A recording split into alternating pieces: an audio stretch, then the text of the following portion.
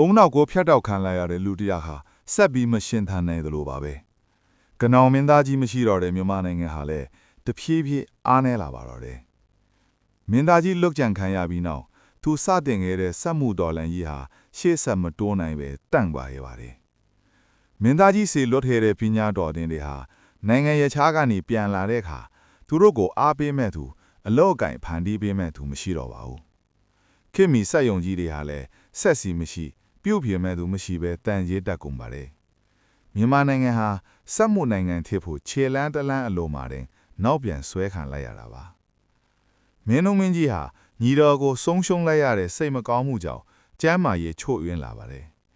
အဲ့ဒီအချိန်မှာနန်းတွင်းထဲမှာအာနာလူပွဲတွေပုံမပြင်းထန်လာပြီးနောက်ဆုံးမှာတော့အတွေ့အကြုံနုနယ်တဲ့တီပေါ်မင်းနန်းတက်လာခဲ့ပါတယ်ဒါဟာ British ရှာရီတော်အခွင့်ကောင်းပါတယ်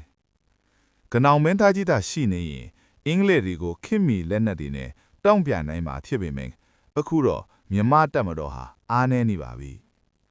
1885ခုနှစ်မှာ British ရှာတို့လာအကြောင်းပြချက်အမျိုးမျိုးနဲ့မန္တလေးကိုခြိတက်လာပါတော့တယ်